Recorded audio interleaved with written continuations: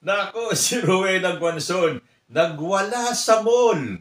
Viral po ngayon ang video ni Rowena Guanzon habang tinatalakan ang isang mag-asawa sa isang mall dito sa Metro Manila. Kung hindi nyo pa po napapanood yung video, ito po yun. No, get the lady down. I want you to go sanitize to me. Here. If you are sick, madam, if you are sick, you don't go out to the mall. Why are you here when you are sick? Who is this man?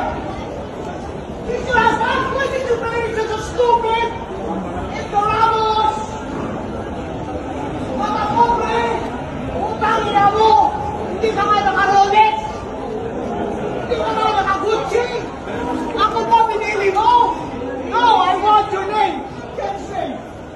Get his name! I want your Wala pong mag-video ko, wala pong nag-video. Okay, kung ang pagbabasihan lang natin ay yung napanood natin sa video, ano ang iisipin ninyo?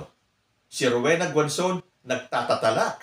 Meron pa siyang binantaan na may sasampalin. Sino ba ang sasampalin niya doon? Yung umaawat sa kanyang babae? O yung asawa ng lalaki? O yung mag-asawa? Tapos ito na, lumabas na yung pagka-entitled ni Rowena Guanzon. Tinawag niyang stupido, mata pobre, minura pa niya ng ina mo. Sinabihan pa niya ng ignoramus itong mag-asawang ito. Bakit kaya naman niya nasabi yung mga yon?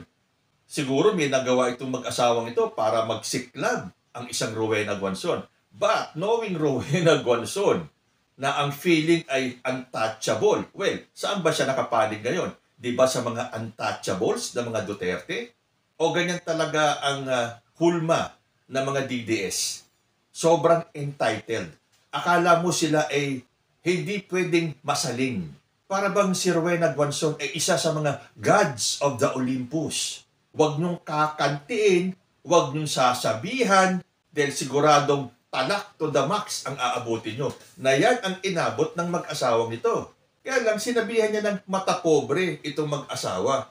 Sino ba ang umaastang mata pobre? Sabihan ka ba naman ng hindi ka naman naka-Rolex, hindi ka naman naka-Gucci. Parang gano'n yung sinabi niya. Basta may word na Rolex, naka-Gucci. So, minamaliit niya yung tao. At ang pagkakaalam ko Chinese national yung lalaki. Yung babae na asawa ay Pilipina. So doon nagkamali yung mag-asawa. Siya pa daw ang pinili. So meron akong nabasang isang comment ng netizen na yun daw kaibigan niya witness o nakita yung sitwasyon na yan.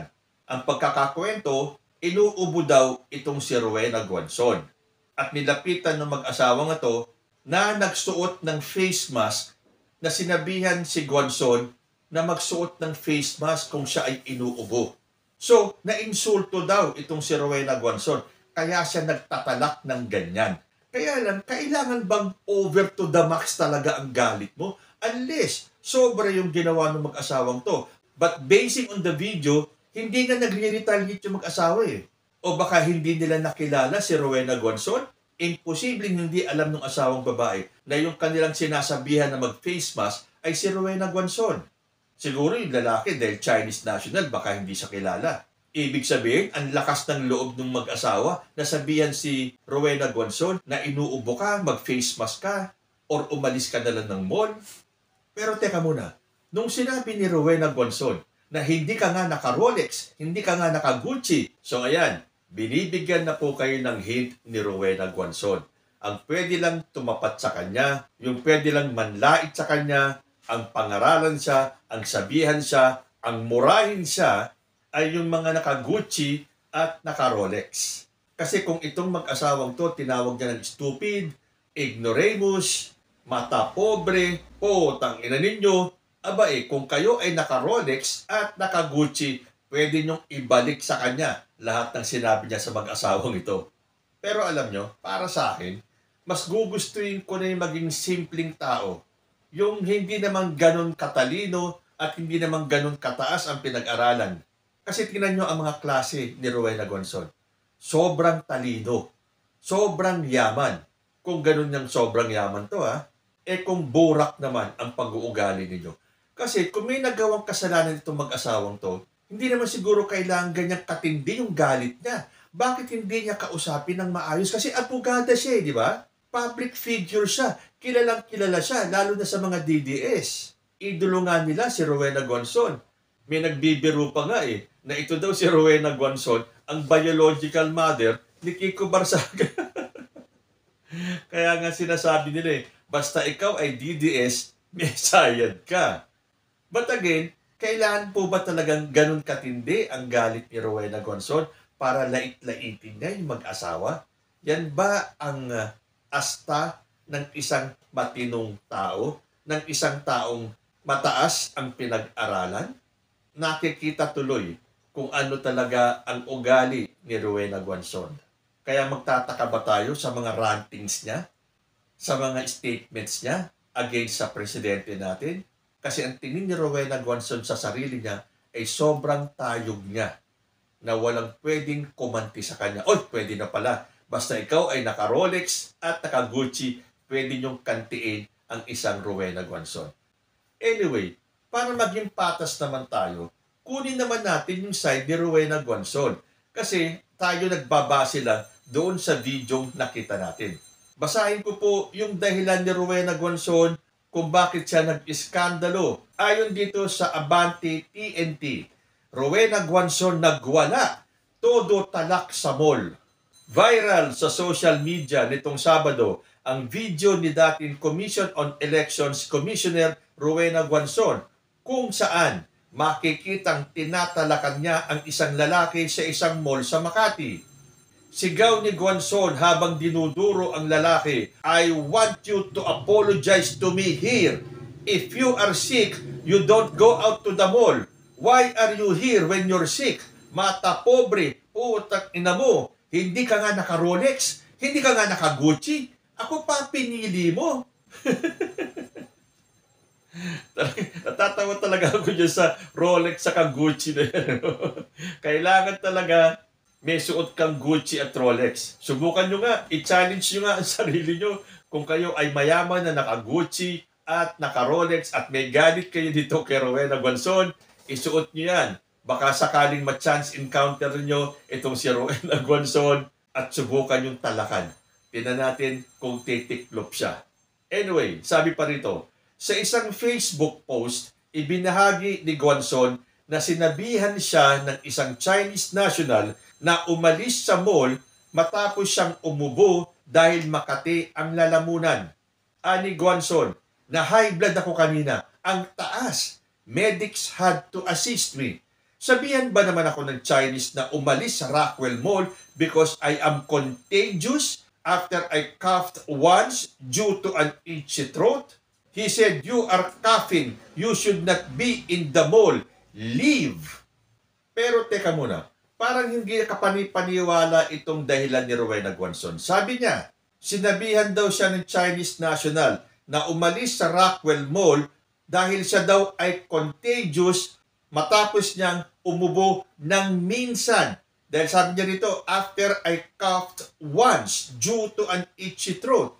Isang beses ka lang umubo dahil Makati yung lalamunan mo, sasabihan ka kagad ng kung sino na umalis ka sa mall na to dahil ikaw ay nakakahawa? Aba, kahit na sinong sosyal at mayaman at may narinig na isang taong umubo ng once, minsan lang, sasabihan niya kagad ng umalis ka rito, nakakahawa ka, kadiri ka. Di ba? So, dito pa lang sa dahilan ni Rowena Guanzon, magdududa ka na. Totoo ba ang dahilan ni Rowena Guanzon? Isang beses lang siyang umubo dahil nangati yung kanyang lalamunan, pero isang Chinese national, sasabihan ako na nakakahawa daw ako at umalis ako sa mall na yon. Isip-isip po tayo. Sabi pa niya, I told him if you are sick or afraid to get sick, you should not be in a mall. You have no right to tell me to leave. Kung makautos parang amo ko siya, matapobreng hindi naman mayaman. Pangalan niya, Chong. Okay, dito na naman sa salita ni Rowena Guanzon. Sino ang lumalabas na matapobre? Matapobreng hindi naman daw mayaman yung Chinese national. Pagiging matapobre na ba yun? Yung sabihan ka na umuupo ka, baka nakakahawa ka, umalis ka sa lugar na to? Yun na ba ang pagiging matapobre? Kung sinasabihan ka lang na baka makahawa ka, dahil inuupo ka? Inuubo ha, hindi yung dahil umubo ka. Dahil hindi ka paniwala. Ang isang Rowena Guanzon, umubo ng isang beses lang, sasabihan ng kung sino dyan na umalis ka sa mall na to dahil nakakahawa ka. At kung magkaganon man, hindi niya ba pwedeng kausapin ng mahinahon para naman hindi lumabas na asal kalye siya? Abogada siya eh. Kayang-kaya niyang sabihan ng mahinahon itong mag-asawang ito, pero merong bigat na mapapahiya itong mag-asawang ito. Hindi yata kailangan magwawala ka to stress your point. Although, nagsampa umano ng reklamo si Guanzon sa Makati Central Police Station, humingi rin anya ng paumanhin ang asawa ng lalaki, ngunit hindi umano ang Chinese national.